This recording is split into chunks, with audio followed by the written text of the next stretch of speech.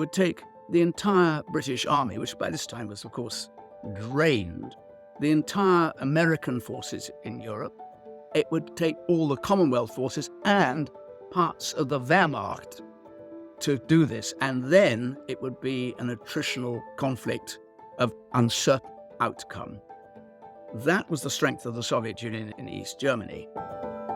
Welcome to the History Extra podcast. Fascinating historical conversations from the makers of BBC History magazine. In June 1944, Allied armies landed in force in northern France, and the liberation of Western Europe began. But the battle that really sealed Hitler's fate was taking place in the east, as the Red Army prepared an almighty assault against the ground-down Wehrmacht. In Jonathan Dimbleby's new book, Endgame 1944, the broadcaster and military historian tells the story of this crucial year in the outcome of the Second World War, and reveals how it was also pivotal in outlining the future shape of Europe. He was joined in conversation by Rob Attar. Here in Britain, when we think of 1944, our view is very much dominated by D-Day and what's happening on the Western Front. But you argue that it's important for us to shift our gaze eastward. Why is that? I do, and you're quite right, which is not in any way to diminish the importance of the Western Front, of the astonishing achievement of D-Day and that campaign of attrition across France towards Germany. But the fact of the matter is, I believe, the evidence shows compellingly that the Wehrmacht was defeated on the Eastern Front. Stalin's Red Army destroyed the Wehrmacht on the Eastern Front at very much the same time as the Western Allies were advancing through France. And that was important for two reasons.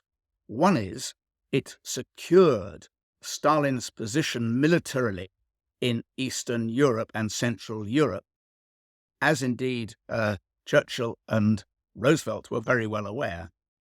And no less importantly, it gave Stalin immense political and diplomatic clout, which allowed him effectively to call the shots at the key conferences during 1944, 1945.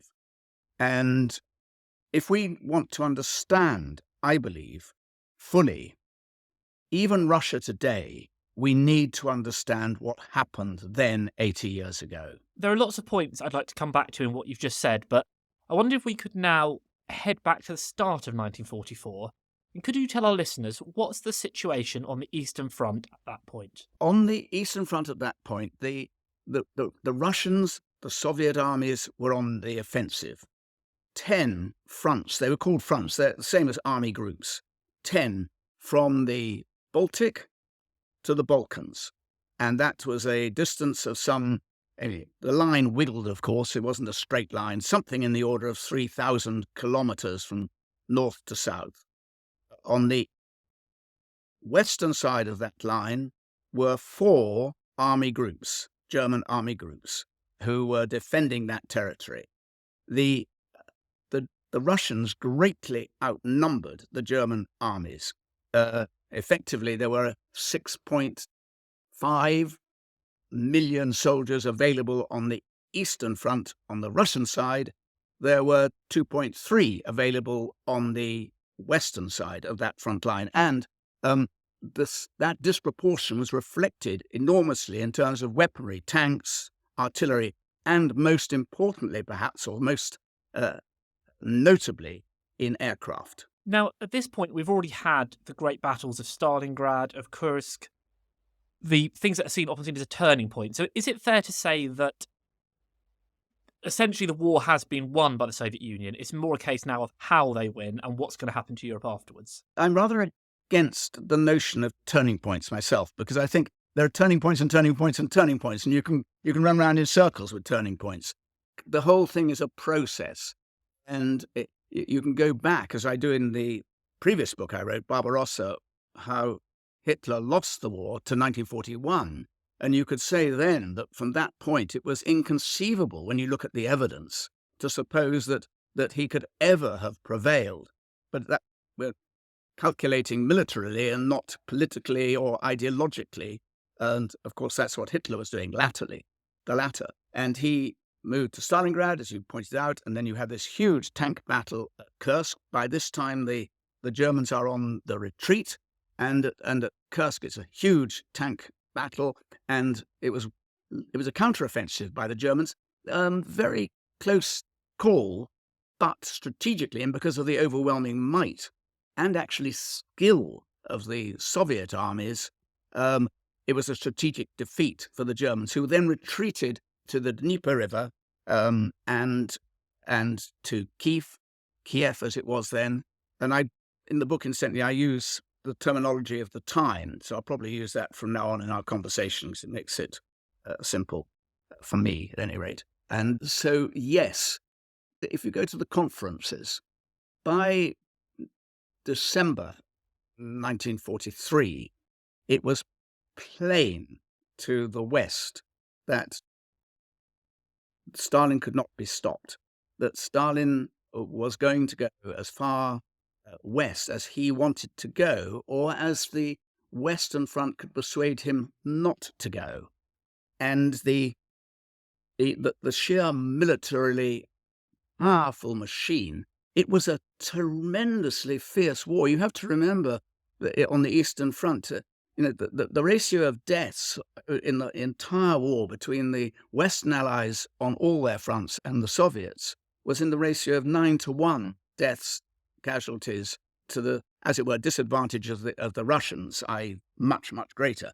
More particularly on the Eastern Front, by the beginning of 1944, there had been 9 million deaths on the Eastern Front alone, of which 7.5 million, massive proportion, were Soviet deaths. But by the time you get to 1944, although they'd lost all those lives, they'd been completely replaced so that you could mount that 6.5 million men.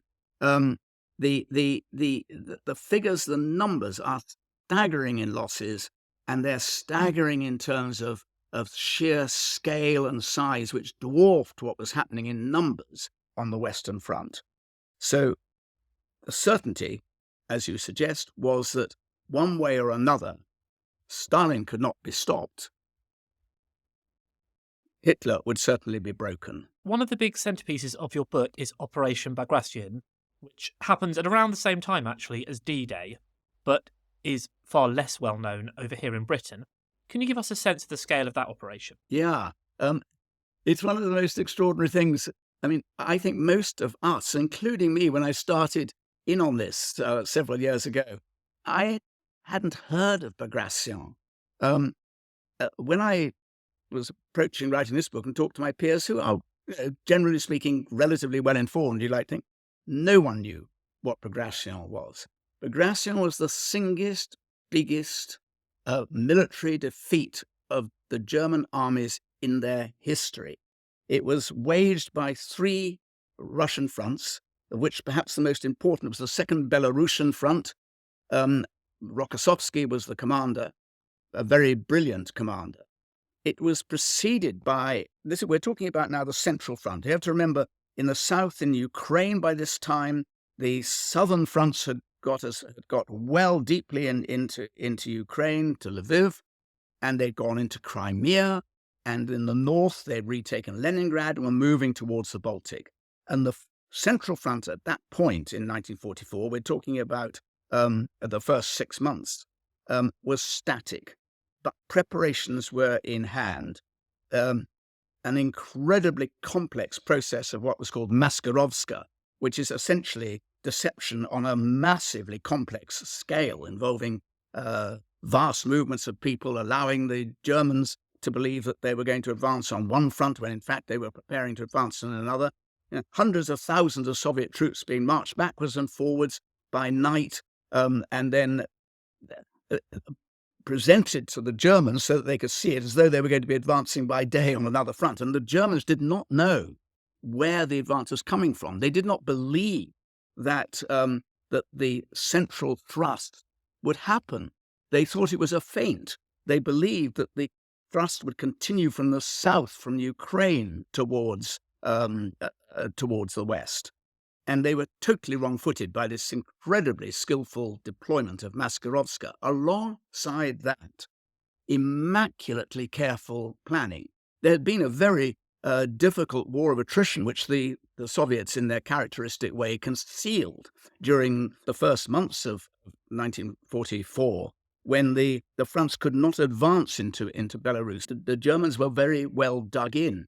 But because Hitler was absolutely obsessed with the belief that they would advance in the south, he diverted, in June of 1944, he diverted troops and forces, panzers, down to the south, weakening still further a front which is already much weaker than the Soviet front. So on that particular front, the Belarusian front, there were 2.5 million Soviet troops, and there were about 700,000 German troops. And again, the same disparity in terms of weaponry. Bagration started on the 22nd of June, which, by chance, was also the same date on which Barbarossa had been launched 3 years earlier.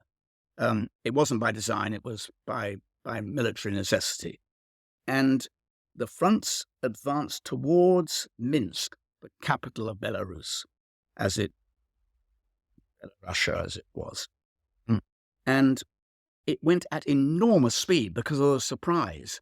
They advanced very, very rapidly towards Minsk from 4 key points: Vitebsk, Mogilev, Bobruisk, and Orsha. And they seized those places within days. There was a terrible slaughter because Hitler had insisted that these cities should be held at all costs. They were called Festaplatz, the fortified places. It was daft militarily, but he believed that if you held these places, you could hold up the advance because the will, the W-I-L-L-E, his word, the will would be there, and therefore they should fight to death in Bobruisk, which is where Rokossovsky's second Belarusian front was advancing, and that was the key advance. There were 4,500, a garrison of 4,500 men in Bobruisk. There were 500 survivors. The rest were slaughtered or taken prisoner.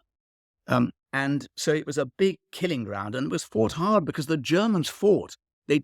Sometimes they cut and ran, but generally they fought quite hard, but chaotically, because they were taken by surprise. They fought hard because, with some justification, they feared what would happen to them if they were taken prisoner. The hatreds on the Eastern Front were so deep because of the crimes that had been committed by the German armies, as well as by the SS and the other hoodlum organizations that were sent in to kill people almost indiscriminately. We have to remember, in this context, Soviet casualties in the Second World War, there was 27 million deaths. That's the roughly agreed figure. It varies one way or another by a little bit. So you have this urge for revenge on the Soviet side, and they advanced at great speed through Bobruisk, and then they advanced on Minsk, and then from Minsk they were in a position to go where they wanted, which was north again, south again, principally Rokossovsky's forces again towards Warsaw. And there was a great staging by Stalin after the victory and the taking of Minsk on the 27th of July. There was a parade through Moscow with a gloating commentator's voice of 57,000 prisoners of war, German prisoners of war, who were led by their defeated generals. This was something in the order of 25 divisions. 330,000 men had been taken prisoner. That's why it was the greatest defeat. That was where the Wehrmacht was finally broken. The rest was retreat as orderly as possible, or as rapidly as Hitler would allow, which was not very rapidly. And as you've alluded to a few times in your last answer, Hitler by this point is clearly hampering the conduct of the German war effort. How does he compare to Stalin? Because is it fair to say that Stalin by this point has learnt a lot of lessons from the conflict? Yes. It is interesting when you look back at 1941, when the panzers were on this rapid advance towards Moscow and towards Kiev in the south. Um, um, Things were riding high, and Hitler was confident, the generals were confident, they believed it was going to happen. In the West, it was thought it would be all over by the shouting within months. By the time you get to 1944, the opposite is true. Stalin, by this time, was confident, having been absolutely in a state of unknowing when that advance happened, and arresting, and in one or two cases executing commanders, and shouting these orders and those orders, often in error of what was militarily desirable. By 1944, Hitler is doing that. Hitler is moving around, sacking generals, moving them from north to south, giving orders which bore no relationship to what was desirable militarily, getting rid of his best generals, didn't kill them, just got rid of them, and demanding, as I said, these fortified places should be held.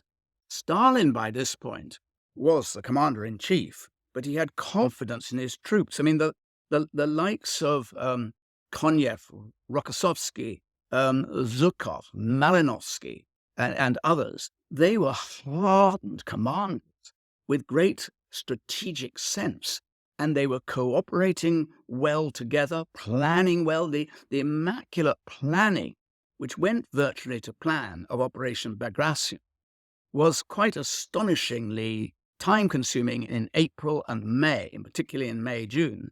There had been a lot of argument, and one particular argument of immense significance, in fact, between Rokossovsky and Stalin, at which the satraps, the sort of political creeps around Stalin, warned Rokossovsky that he would have to agree with what Stalin wanted, which was to take Bobruisk in a head-on attack rather than going round it with a two-pronged attack, which is what Rokossovsky wanted. Worth noting, and this goes back, as it were, to Stalin's nature. In the purges of 1934, Rokossovsky had been arrested, accused on trumped-up charges of subversion, and was tortured, beaten, threatened with death. He refused to confess, and after a while he was just let out and told to get back to the front again. So here he is, standing up again to Stalin in a big meeting before the launch of Bagration, saying, no, it has to be two-pronged. I won't do it the other way. It was a really quite dramatic confrontation. And this time Stalin, just when it might have been the other way, just went up to him, clapped his hand on his shoulder and said, I like a general who stands his ground. And that was the difference. He trusted the generals very much more because they were delivering. As you also alluded to previously, the fighting on the Eastern Front was often very vicious. There was a lot of hatred, a lot of brutality. Does that carry on into 1944? Yes, it does. I mean, the German retreat was scorched earth. So they were still killing people in large numbers. This is in a context where the Keitel, the commander, the chief of OKW, the Wehrmacht, had ordered that for every this is not on the battlefront, this is just wherever they were, for every German soldier who was shot, 100 people should be killed. It was mass order to slaughter. Part of the reason why Keitel was actually hanged and not shot by firing squad after the Nuremberg trials. So you have that on the one hand. You have a very large, in 44, a very large partisan battle. And in the run-up to Bagration, there were 340,000, roughly, German troops to confront 140,000 partisans.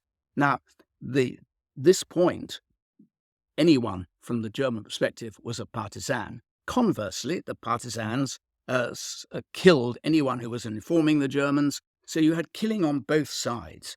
You had the discovery of the Jews who in 1944 were still being executed, murdered in the industrial killing camps. And of course, in the summer of 1944, you have the horror of the Hungarian Jews who were taken by train in large numbers to Auschwitz and slaughtered there. So you had, yes, the killing was going on, the hatreds were happening, and you had in 44 when the Russians went into Prussia, and they came to a village called Nemesdorf, which was used in a huge propaganda campaign by Goebbels. It had been very ugly. I mean, there had been, just as there had been elsewhere on the front by the Germans, so there was a degree. It wasn't enlarged in number, but in horror. It was intense. And that was, as it were, a prelude to an enormous degree, which has been very well recorded by others, of killing through 44 as they advanced further into 45, as they advanced into Germany. So yes, it was a horrific scene. And in the book, it's very difficult to describe how terrible it is without seeming prurient. But I do describe the horrors that were being perpetrated, because we need to be reminded of what human beings can do to one another. Bayoneting and pitchforking. There was a conflict. It was as it were a conflict within a conflict between the Ukrainians and the Poles, where the Ukrainians had mounted a sort of massacre against the Poles who were living in Ukraine. I mean, when you're writing it, you recoil. You come away from it drained because of the unspeakable atrocities that were being committed massively, predominantly by the Germans, not by the Soviets during 41, 2, 3, and 44. So Poland is an interesting case in many ways for this year, 1944. And in the military sense, this is the year where you have the Warsaw Uprising, and the Poles are hoping that the Allies might come to their aid, and in the end, they don't come to assist them. Do you think that they could have done? Could the Soviets or even the Western Allies have done more to help the Warsaw Uprising, or really was that just not feasible?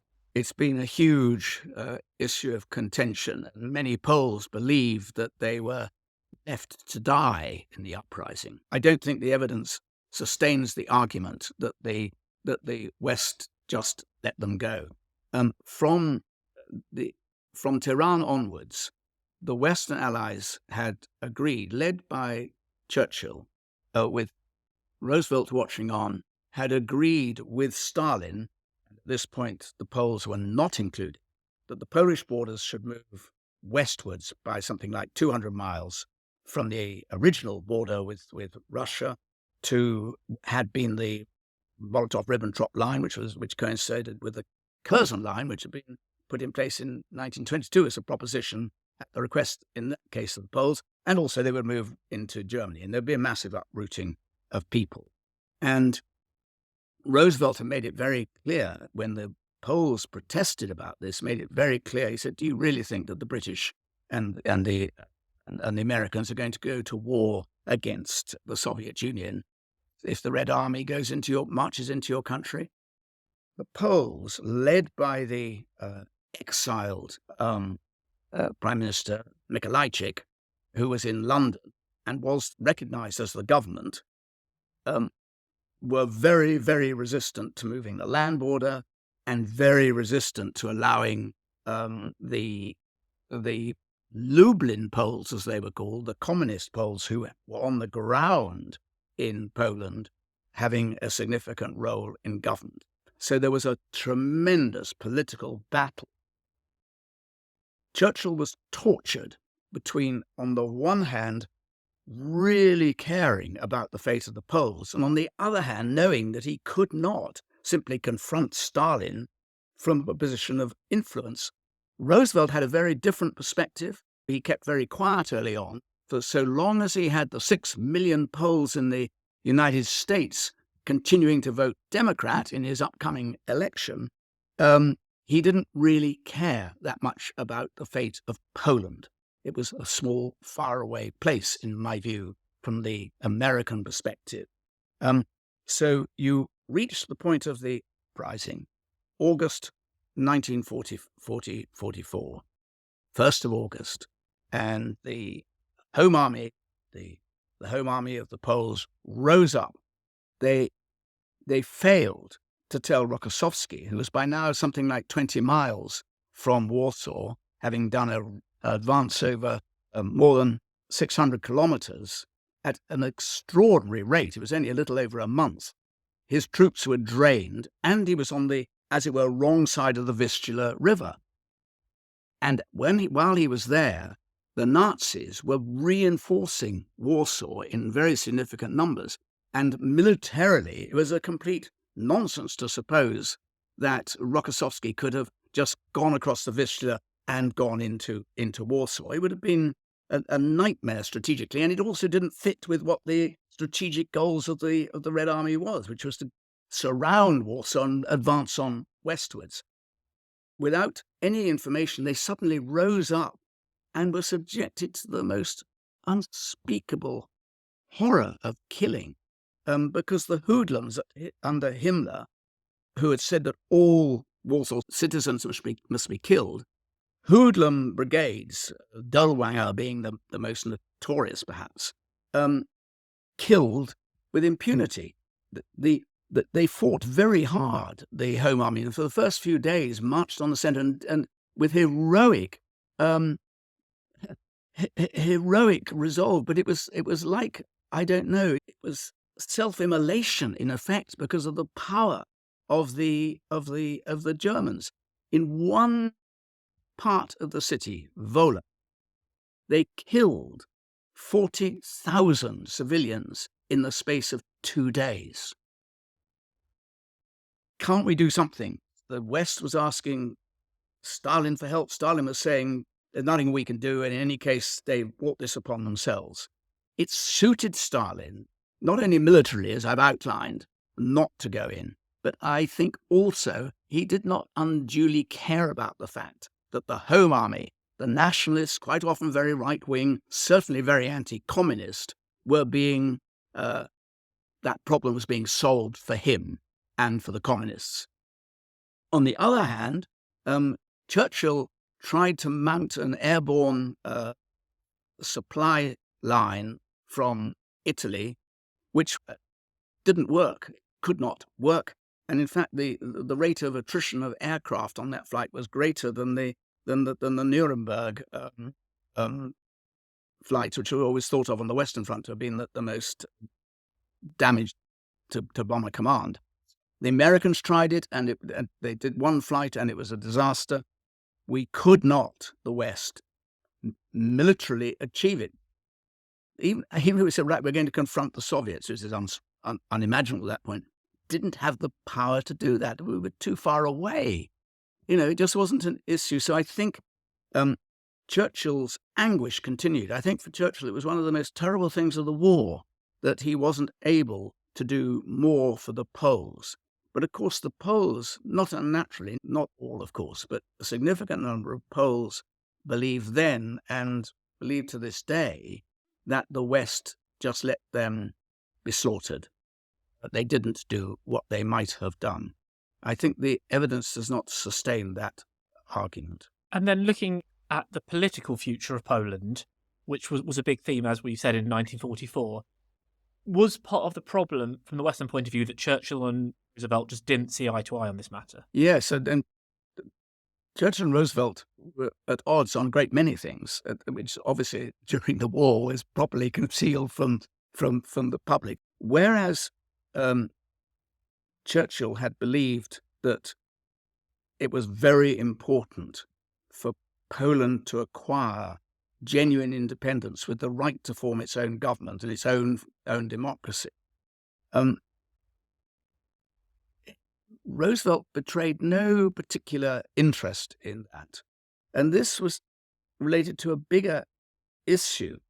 Even before the launch of D-Day in May, Churchill was saying, I fear that a very great evil is about to be launched upon the world, in a conversation with Eden, the foreign secretary, about Stalin. There will be no stopping him. And he was in a great state of high anxiety about that. He believed that Europe had to be allowed to be independent beyond the Soviet Union, and that everything should be done to persuade Stalin of that. Roosevelt's perspective was very different.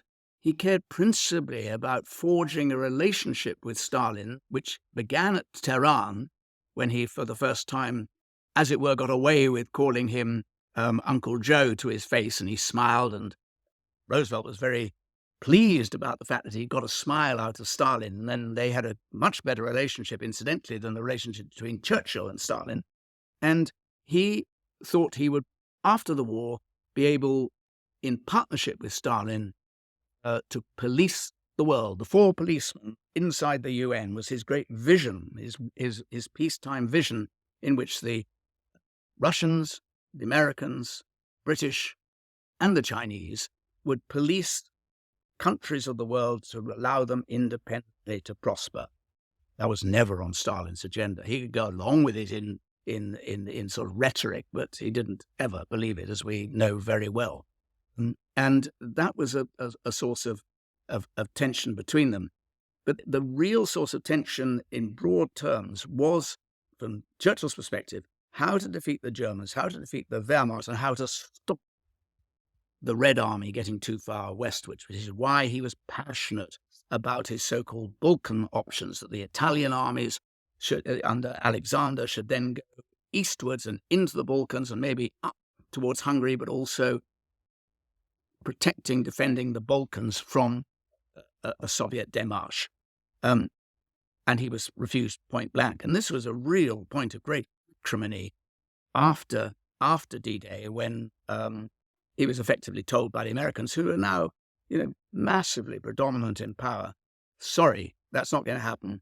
We're going to support the D-Day operation, Operation Overlord, with what was then called Operation Anvil, going into the south of France, because victory on the Western Front was what mattered from the American perspective. And that went on, incidentally, into 1945 too, where the Americans weren't interested in taking Berlin. They were quite happy to go to the south, which is what they did. And the British were tearing their hair out, saying, we've got to go to Berlin. That's where we decapitate the Nazi power and have influence, and that's where our direct goal should be. It didn't arise from the American perspective. I slightly oversimplified to make the point, but that's broadly the thrust of American thinking. By the time we get to the end of 1944, how far has the military situation changed from the start of the year? Well, from the start of the year, the Soviet armies have advanced in the order of 1,500 kilometers. They've reached from Kiev, they've got to Budapest, they're past Warsaw. In the north, they reached the Baltic. In the south, they're into Bulgaria and Romania, and they've taken Yugoslavia, and they're on the edge of Greece. They've obviously taken Crimea, as it were, because it's further east. And there had been a sort of agreement between Churchill and Stalin about the Balkans, and they notoriously or famously, Churchill was rather pleased by it. He had done this meeting in October of 1944, at which he drew up a sort of little naughty list, as it were, of how to divide up Eastern Europe between the Soviets and the British, basically spheres of influence. And that's roughly what happened, except predominantly the Russians got more than their fair share of that divvy up. And in that, the one that was absolutely important was that Greece remained in Western hands predominantly, with the share being 80% allocated by Churchill, as it were, to the Western Allies and 20% to the Soviets. It didn't work out like that, but it's a measure of both the hunger of Stalin for land and the fear of Churchill about that hunger. Now, even though the war ended in 1945, do you believe that 1944 was actually the crucial year when we're looking at what happened to Europe afterwards? I do. I think politically, Tehran was far more important.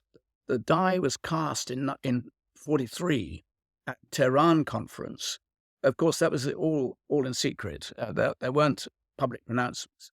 And was confirmed at Yalta in the spring of 1944, which was the second most important conference because that formalized. But it was only a codicil, really, to what had already been agreed in Tehran, because, as we were saying earlier, the West knew where Stalin could get to and probably would get to unless he could be persuaded otherwise. And there were a great many warm words at Yalta, and everyone used democracy, freedom, all the buzzwords, which, as we know, authoritarian states use with the same impunity as do democratic states. That they came away from that with very key individuals being far more cautious, believing that it was all going to be all right. I don't believe Churchill thought so for very long, if he believed it at all. And certainly Poland soon demonstrated to Churchill's satisfaction that Yalta had been, from the Soviet point of view, a very important lie, which gave great power to the Russians. So yes, I think that the die was cast at the end of 43, 44 confirmed that. The victory after that, notwithstanding last gasp counteroffensives launched by Hitler westwards, 45 was just the final conclusion of what was already settled. So you get to VE Day, and VE Day was, as it were, signaled in 1944. There could not have been any other outcome. Okay, Jonathan, I think I've covered most of the things I wanted to talk to you about. Is there anything else we should have touched on at all? It is intriguing how rapidly the veneer of trust crumbled. You move forward a bit. Roosevelt is dead. Truman is in the White House, much more skeptical about the Russians. And just after VE Day, about 10 days later, Churchill gets in touch with his commanders-in-chief and says, I want you to tell me how I might be able to attack the Soviet Union in East Germany as rapidly as possible. And so they set a target date of July the 1st, 1945, and that was the date to have it sort of say it was a surprise attack. And the chiefs of staff, Julie, looked at with great seriousness. It was called Operation Unthinkable. And they said, yes, it could be done. You could do it. It would take the entire British army, which by this time was, of course, drained, the entire American forces in Europe.